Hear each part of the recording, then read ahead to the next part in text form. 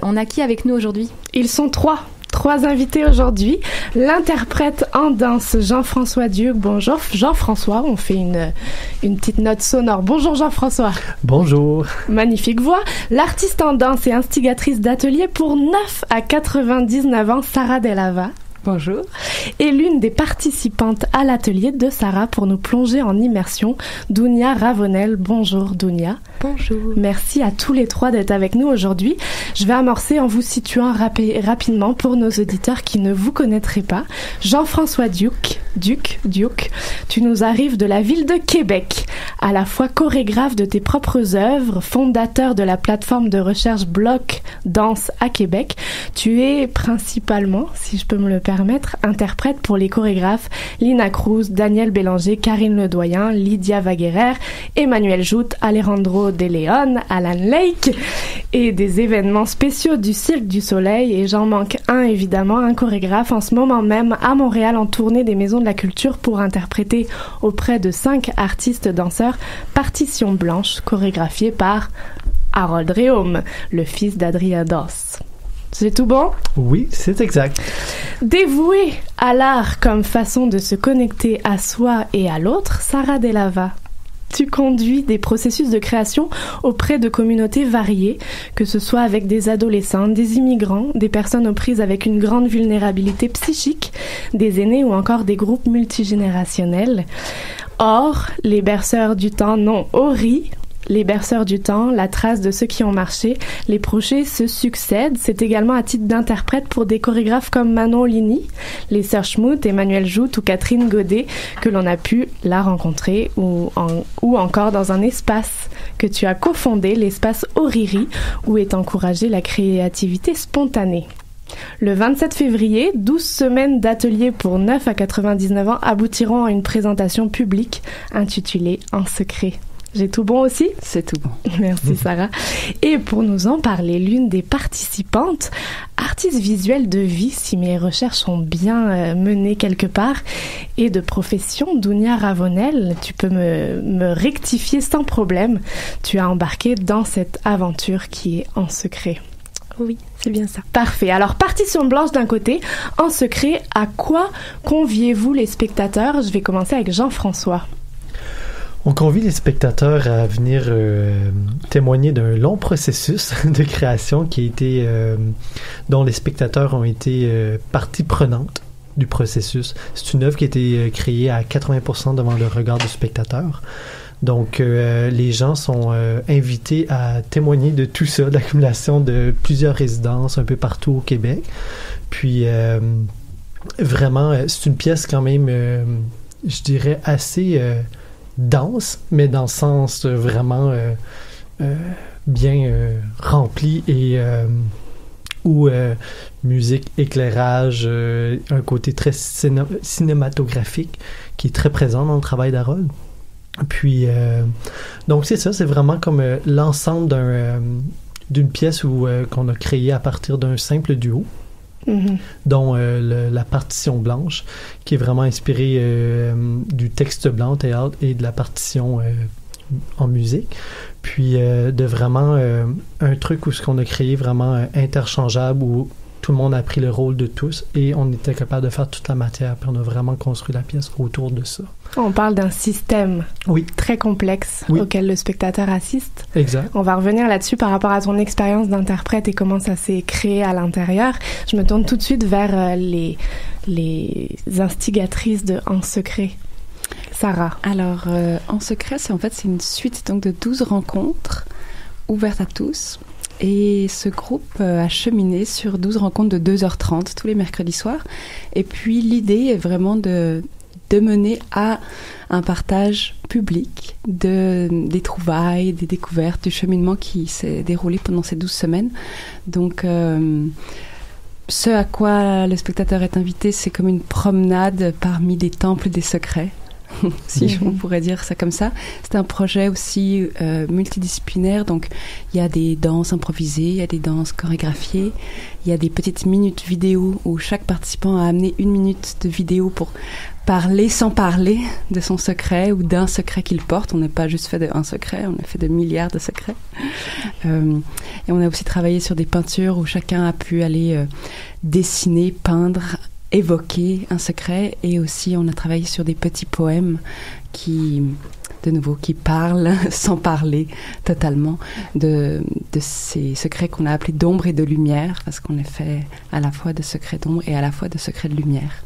Donc voilà, c'est comme un partage poétique dans lequel le spectateur va être invité à se déplacer de chaise en chaise, de rencontre en murmure. Dounia, de l'intérieur, à quoi invites-tu les spectateurs? Je pense que cette notion de partage, elle est primordiale, de partager avec le public en fait nos mouvements libres et ce qu'on a construit tous ensemble, parce qu'au fil de ces rencontres, on s'est peu vus, mais en fait en 12 séances, il y a un lien assez fort qui s'est créé, et je pense qu'on se sent tous assez à l'aise les uns les autres de pouvoir vraiment aller dans l'exploration du mouvement et du son. Et je pense que c'est cette sorte d'espace qu'on a pu explorer, qu'on espère peut-être pouvoir partager. Le tous ensemble, il est super intéressant et super pertinent dans les 2 démarches que vous représentez aujourd'hui. Est-ce qu'il y a une nécessité dans ce vivre ensemble, dans ce vivre en groupe, et quelle force elle porte ce vivre ensemble? Jean-François, Partition Blanche est une pièce composée pour plusieurs interprètes. Comment ça fonctionne et quel est le mécanisme des liens entre les interprètes? Ben, c'est sûr que, tu sais, dans le travail d'Harold, c'est toujours présent l'esprit de la collectivité. Mm-hmm. Harold se distingue par les duos. Oui. On peut le mentionner. Oui, vraiment, tu sais, puis donc, était la base même, le mouvement fondateur, c'est vraiment la partition duo là, de la pièce de Partition Blanche. Mais j'irais juste dans l'esprit de Partition Blanche, où on est les 6 interprètes, 3 hommes, 3 femmes, tous, on fait tout. Mm-hmm. Autant dans les matières, il n'y a aucun, comment je dirais, c'est vraiment autant les hommes, les femmes, tout le monde porte tout le monde. Il y a vraiment un esprit de collectivité qui s'installe, puis aussi dans comment laisser place aux individus. À même la pièce qui est vraiment, on est les 6 en tout temps sur scène. Mm-hmm. On a 6 chaises, rien d'autre. Donc, on est vraiment... on parle collectivité et singularité au sein de la collectivité. Oui, puis de comment vraiment... souci d'empathie aussi, d'être vraiment juste d'être là, réellement, d'écouter et d'être témoin de ce que l'autre interprète a à dire soudainement à ce moment-là dans la pièce, pour ensuite basculer puis replonger ensemble. Et pour participer à plusieurs créations avec plusieurs chorégraphes, est-ce que tu trouves qu'il y a quelque chose de singulier dans ce travail-là, spécifiquement pour cette pièce Partition Blanche? Oui. Est-ce qu'il y a une exigence aussi qui est appelée pour un danseur, pour un travailleur physique? Oui, ben c'est sûr que c'est hyper physique, c'est hyper en mouvement. Tu sais, c'est vraiment, mais ça c'est Harold. Ça, en général, c'est dans sa signature chorégraphique. Mm-hmm. Il est vraiment, c'est vraiment un amoureux du mouvement. Tu sais, bavard du corps. Moi, j'aimais bien le distinguer comme ça aussi. Ouais. Puis donc c'est ça, c'est très quand même, ça demande. Tu sais, c'est quand même très exigeant. Puis juste relance-moi, pardon, la question, j'ai comme un petit peu oublié, j'ai fait un petit tour. On a... pardon. J'étais partie aussi. Oui, j'ai voyagé un petit peu. Harold, la Partition Blanche, on va y revenir si tu veux. On va ouvrir sur le vivre ensemble du côté de En secret, la force du groupe. Sarah, qu'est-ce que tu y trouves? Et aussi à l'intérieur, quand on est en immersion, quelle est la force d'être à plusieurs? Ouais. C'est sûr que pour moi c'est comme des manques ou des soifs que je vis ou que je peux percevoir dans la société actuelle ou dans nos modes de vie peut-être, ou Du coup, j'essaye le plus possible de répondre à ces soifs que je ressens. Donc, c'est danser ensemble. Juste danser ensemble. Se toucher, se voir, s'effleurer, avoir le plaisir de vibrer sur une même musique ensemble. Voilà, ça pour moi, c'est essentiel. Et il y a eu un atelier, on ne l'a pas fait pour des raisons X ou Y. Et il y avait un manque. Il y avait vraiment les gens avaient envie de passer au moins ce premier 30 minutes où on explore le corps ensemble. Donc ça, c'est vraiment, pour moi, ces ateliers qu'on appelle de médiation artistique, là, en secret, ça se passe à l'Agora de la danse. Et c'est soutenu par l'Agora de la danse. Et c'est vrai que je pense qu'il y en a de plus en plus, des processus comme ça, où tout d'un coup, les gens sont conviés à pouvoir partager un temps. On n'est pas dans le blabla, on est dans l'écoute, on est dans la sensibilité, on est dans le corps, on est dans la poésie. Et je pense que ça répond aussi à une soif de poésie et de création, de devenir créateur. Chacun tel que nous sommes, peu importe nos âges ou nos métiers. Et ça, pour moi, en secret, répond aussi à cette soif-là ou ce désir-là que je pense de plus en plus de monde ressent.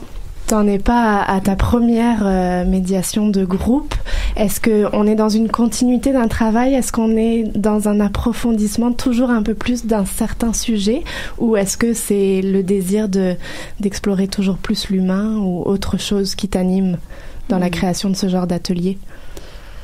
C'est sûr que pour chaque projet alliant danse et communauté, si on allait dire ça comme ça, ou chaque projet de médiation artistique, que ce soit pour des communautés précises ou bien pour des groupes intergénérationnels ouverts à tous, on pourrait dire que chaque fois, il y a la proposition d'un thème, là, entre autres, le secret, comme prétexte à la rencontre, comme prétexte pour danser ensemble, comme prétexte pour se découvrir, comme prétexte pour amener aussi, à mon avis, une autre soif, ou un autre besoin. C'est vraiment poser de la conscience, donc conscience de soi, conscience du corps, conscience de ce qu'on porte, conscience de nos zones d'ombre, conscience de nos zones de lumière.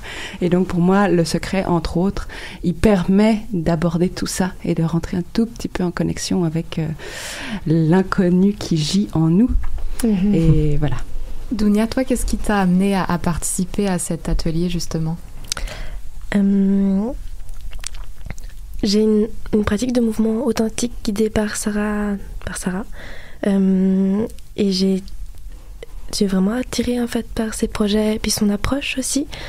Et quand j'ai appris qu'elle proposait cet atelier à l'Agora de la danse, j'ai eu envie d'y aller parce que j'ai aussi une envie d'une pratique de mouvement qui se développe un peu plus. Je pense que j'étais vraiment curieuse de ça. Puis c'était pas une réflexion trop compliquée. Je suis comme, on y va. Et à l'issue justement de toutes ces rencontres, qu'est-ce que là tu retiens? Qu'est-ce que ça t'a apporté personnellement? Oui.